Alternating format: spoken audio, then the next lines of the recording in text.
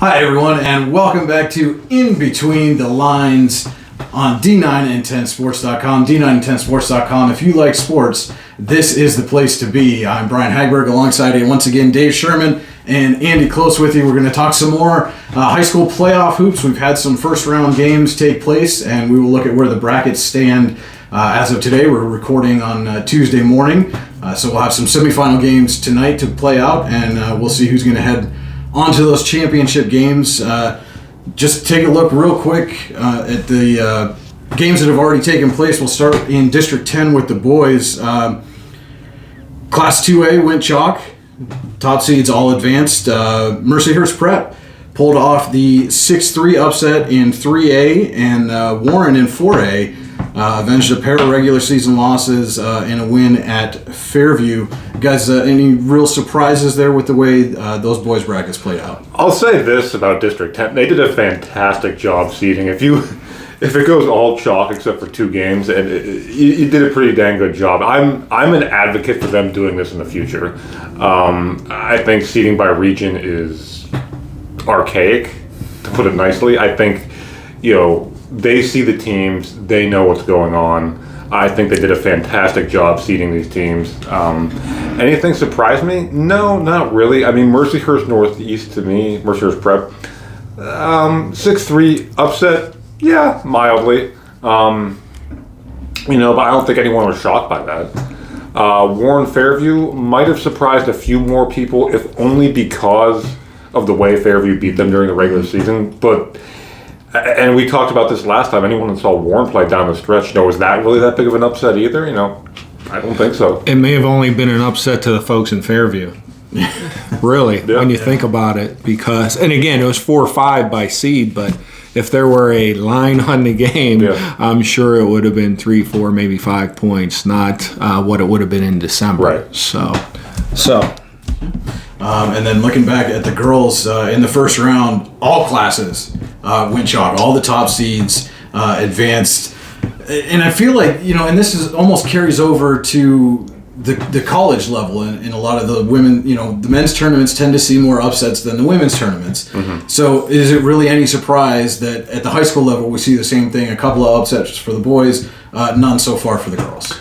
No, not at all. And once again, kudos District 10. I mean, they seeded this correctly. I mean, you can seed it correctly and still have upsets by seed, but they did a fantastic job. I think to the surprise of probably very few people, it went chalk. And a couple of the big girls stumbled coming out of the gate a little bit. Yep. And playoff games are a little different animal. Yep, they are. You miss your shots early, you get into foul trouble, turn it over a couple times, all of a sudden they hit a couple threes, and you're down early, or you're down at the half in the case of Slippery Rock. Mm-hmm. And Warren certainly didn't look good early at all. But as the game played out and the comfort level grew, and okay, this is a basketball game, the talent took over. And there's, we forget these are high school kids. Yes.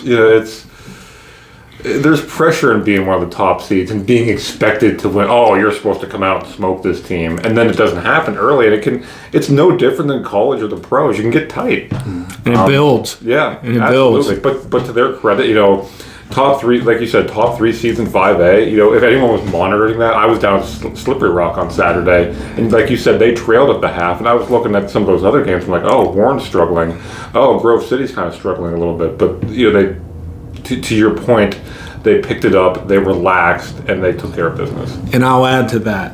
I don't think you'll see that tonight and tomorrow night. I think you'll see the good teams come out comfortable. That doesn't mean they can't lose, but I think you'll see a higher caliber of play.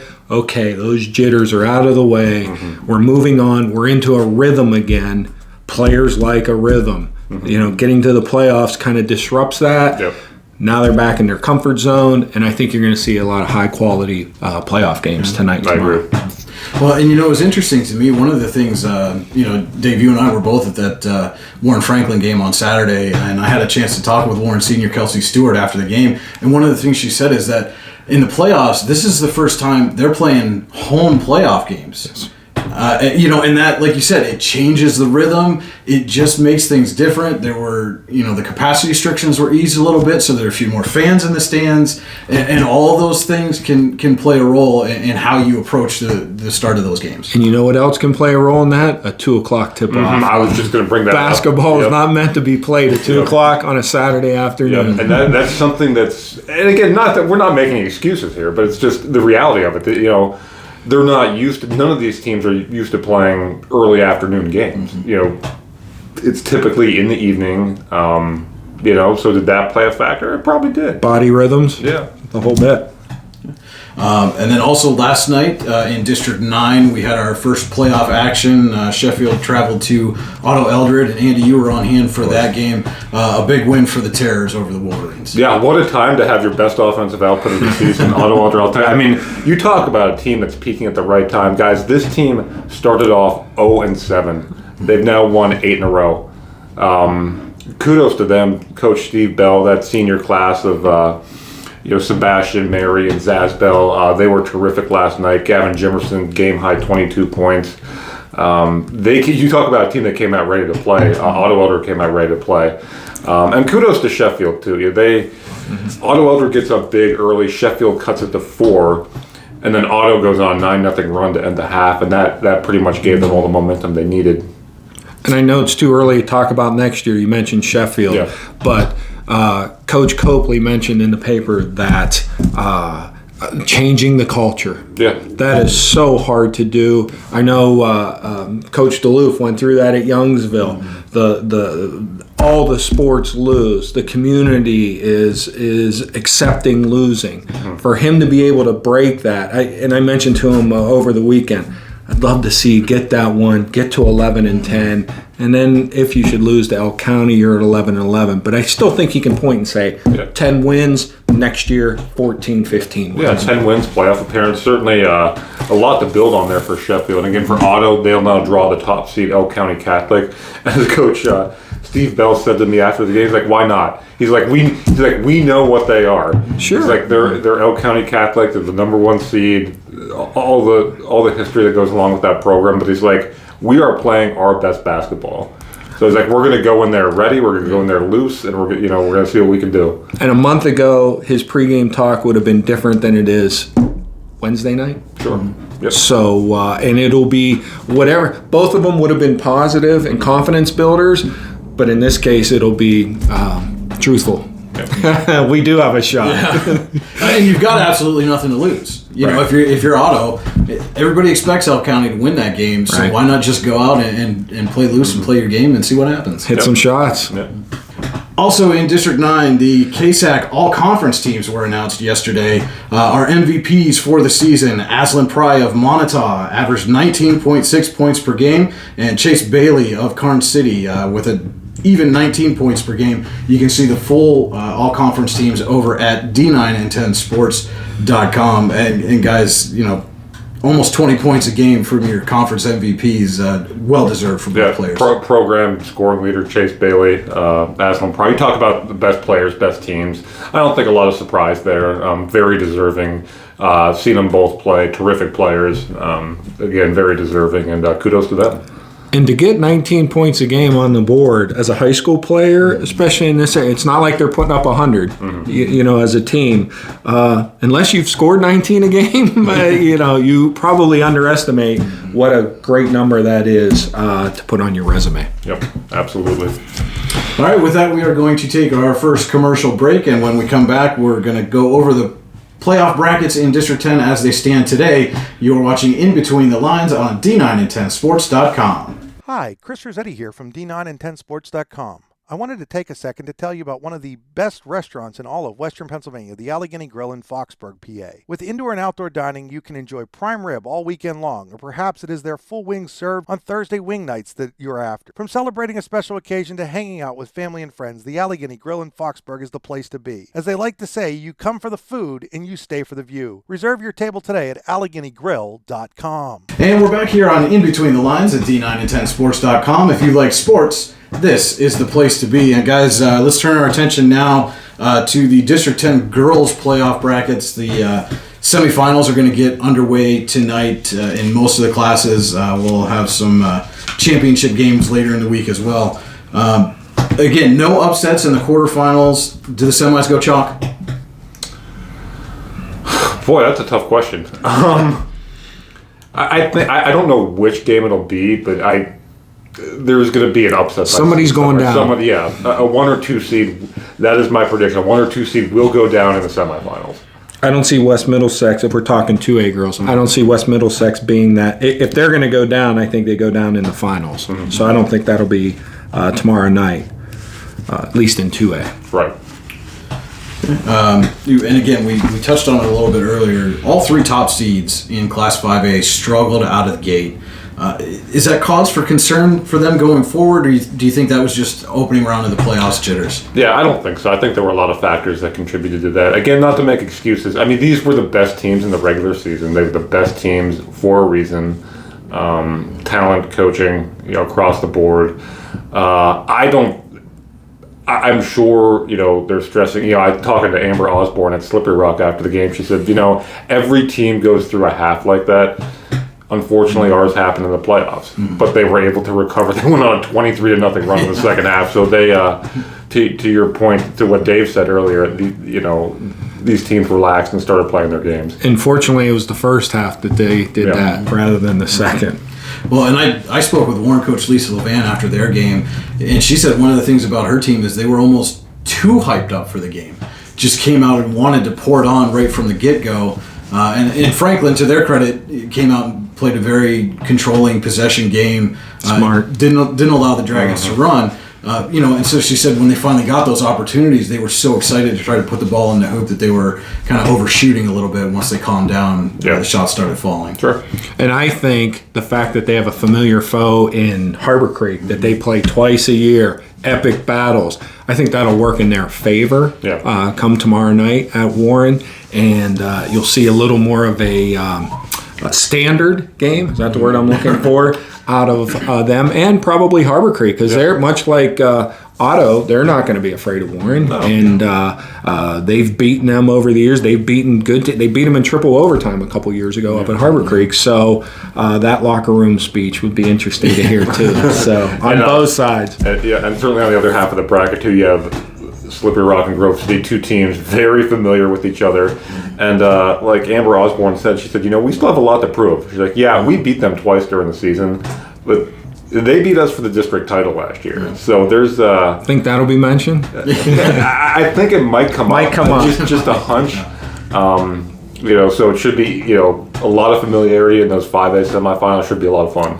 Interesting thing there is Slippery Rock, I don't know if you'd call it an upset last year, but certainly the year before when Childress and Ruhlman were freshmen and they knocked off Slippery Rock for the District 10 title. I have a feeling Slippery Rock walked into that game thinking it was a coronation, and Margot and her teammates had a different thought process going on that afternoon. As if you were at that game, if you recall, Riley Childress shut down their leading scorer, held her to 0 in a District 10 title game. So you wonder, if you talk about nerves, should they get past Grove City? They didn't win it last year. They didn't win, or Slippery Rock didn't win it last year. They didn't win it the year before. Here comes Warren again. Oh God, Childress is still there, as a defender. And so I'll be curious to see. I'm hoping for that matchup, but I don't think anybody'd be disappointed in a Warren Grove City matchup. And see, I think the opposite. I think that'll be motivation for Slippery Rock. I think they're incredibly motivated right now. Speaking of teams that are familiar with each other in 2A, interesting 2-3 matchup, Cambridge Springs and Maplewood. They split the 2 regular season games. So guys, playoff semifinals at Cambridge Springs. Who wins the rubber match? You like putting people on the spot. Yeah. Man, I don't know. It's going to be a lot of fun. Both teams took care of business in their quarterfinal matchups. I would lean Cambridge Springs just because they're at home, but and both teams played well in the quarterfinals, and I would lean Cambridge Springs, but it's not going to surprise me one bit if Maplewood wins. I won't lean Cambridge Springs. I'll choose them confidently. So we'll see what happens. Well, there you go, Tigers. There's a confident pick for the Blue Devils. And again, we touched on it a little bit. Is third time the charm? Can Grove City find a way to get by Slippery Rock? I mean, those are pretty big wins for the Rockets in the regular season. What does Grove City have to do to close the gap and come away with the victory? We talked about this last time. Grove City has that championship pedigree. They have 2 1,000-point scorers in Clara Hannon and Becca Santham. They're not gonna be afraid in this matchup. Do they have the horses to pull it off? Yes, but they have to play not a perfect game, but an A game. They have to play their A game to win. Slippery Rock has depth, 1 through 5 and coming off the bench. Very experienced ball club. It's going to take Grove City's very best effort to win that game. I like when coaches remind their team, and sometimes their team needs this. Hey, you know what? Everybody says, what do we have to do to beat them? They have to beat us. Yeah, this is what we're going to do. And that's true. And maybe we're disrespecting Grove City a little bit. They are, as we've touched on, a defending district champion, and they are for a reason. Yeah, and again, I mean, we're not. I don't think the intention is to disrespect Grove City at all. Coach Burtz has run a great program down there. Also a fantastic supporter of D9 and 10 Sports, so we appreciate that, Coach. Hope you're watching. But again, it's just you look at how things went during the regular season, and I think the mentality for a lot of people looking at that is, it's going to be a big Slippery Rock win, and maybe the Eagles have some other ideas in mind. Be a fun one to watch. Yeah, for sure. All right, with that, we're going to take another quick commercial break. When we come back, we'll take a look at the boys brackets in District 10. This is In Between the Lines on D9and10sports.com. Hi, Chris Rossetti here from D9and10sports.com. I wanted to take a second to tell you about one of the best restaurants in all of Western Pennsylvania, the Allegheny Grill in Foxburg, PA. With indoor and outdoor dining, you can enjoy prime rib all weekend long, or perhaps it is their full wings served on Thursday wing nights that you're after. From celebrating a special occasion to hanging out with family and friends, the Allegheny Grill in Foxburg is the place to be. As they like to say, you come for the food and you stay for the view. Reserve your table today at AlleghenyGrill.com. Brackets, we're going to take a look at the boys in District 10. First looking at 2A. Cochranton against Cambridge Springs. Blue Devils went 2 for 2 in the regular season. Can they complete the three-peat here in the playoffs? And here we go again with these matchups, teams seeing each other for a third time. This doesn't happen by accident. Okay, these are good programs that have been there, done that. Sure. And I'll say this, Cambridge Springs a favorite, they're the higher seed, they beat them twice, blah, blah, blah. They're a better team. But Cochranton's got talent, and they have talent, and they're not afraid. They're familiar. They're not afraid with them, and I expect a whale of a ball game there. I really do, between those two Region 2 rivals. On Friday, I said Cochranton would get them. I'm sticking to it. And the lower the score, the better the chances of are knocking them off. Yeah. So we'll see what happens, right? Yeah. And then on the other side of the bracket, it's Kennedy Catholic against Lakeview. Sailors able to pull the upset there, or is Kennedy going into the championship game? No. I think Kennedy's going to be tough to beat. Again, we talked about some teams needing an A+ effort to pull an upset. That's going to have to be an A+ effort. But I think Kennedy, Lakeview, a great season at this point, but Kennedy probably just too many horses at the end of the day. And when you're coming off a District 10 championship and you've won another playoff game and you run up against the Kennedy Catholic, if that lead gets to 10, 12, 13, you wonder at what point the balloon pops. And you're like, hey, fellas, it was a great run.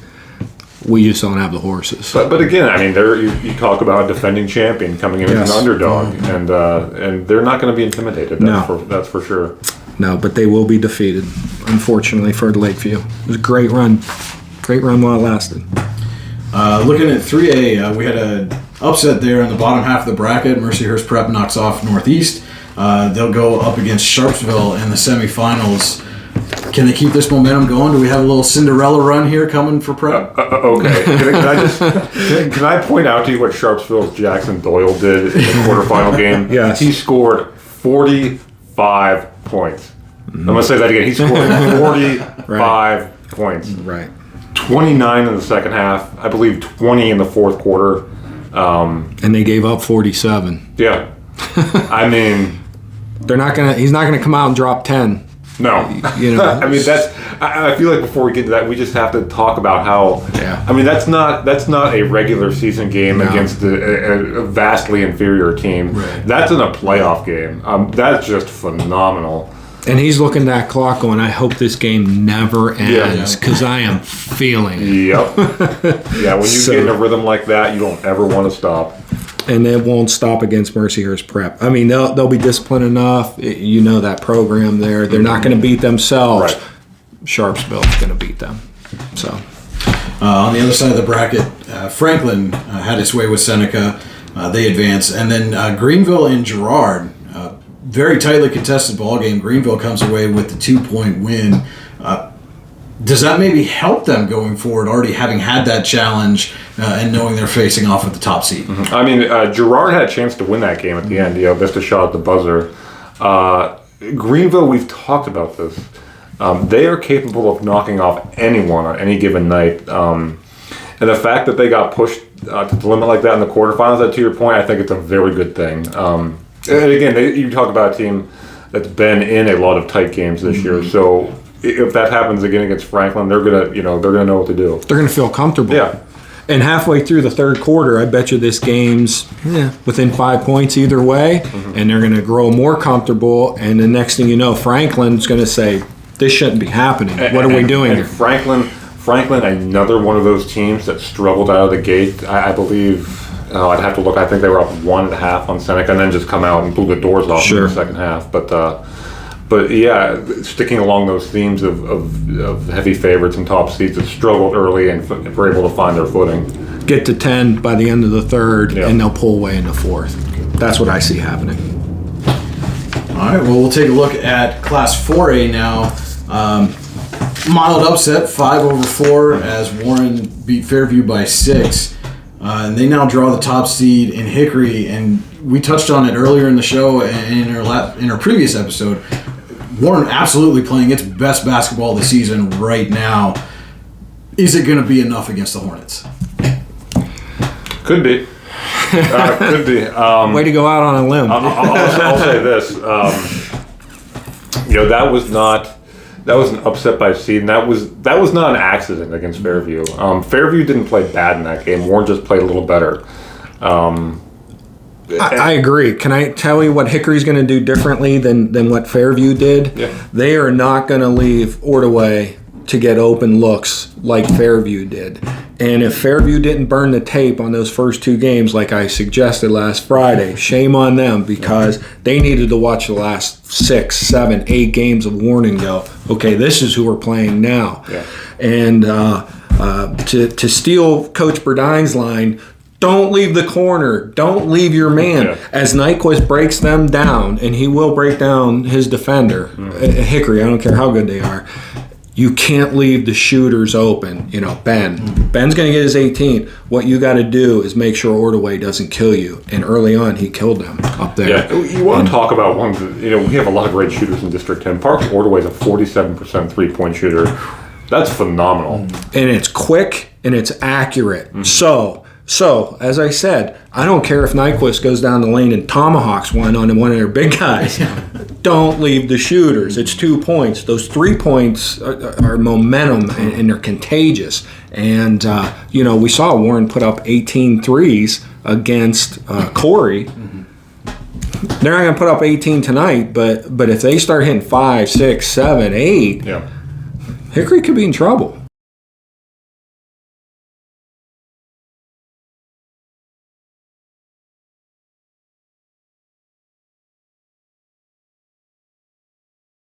Late for an 11-point win, but this is a good bracket. This is I know we keep emphasizing it, but there wasn't a bad team. These teams earned the right to be here, and it's going to be a couple fun matchups. The term that comes to mind there is unfinished business. Yeah. The carryovers from last year were disappointed when the plug was pulled on their season. They had big aspirations. So this team, I'm sure, is similar mindset, and they're going to get a chance to play it out. So good for them. Then on the other side of the bracket, we've got Harbor Creek hosting Grove City. Huskies come away with the win, or do the Eagles pull them out? You talk about maybe both of these teams, or maybe two of the more impressive across the board. Harbor Creek absolutely took care of business and against Sharon, put 5 players in double figures. That was never really a game that was in doubt. And Grove City gets pushed a little bit by Oil City. They're able to pull away late. I think, again, I picked Harbor Creek to win. When we started this, I can't go against that right now. They're playing great. They're 21-2. They're 21-2 for a reason. They came in and rolled in the first round. They're playing great basketball. And Grove City couldn't have picked a much better opponent than Oil City to play in the first round. They're athletic. They're going to get up and down. They just weren't better than them. So that got Grove City a comfort zone. They put 60 on the board. They're going to feel confident coming in against Harbor Creek. I just don't see that one happening, though. Yeah.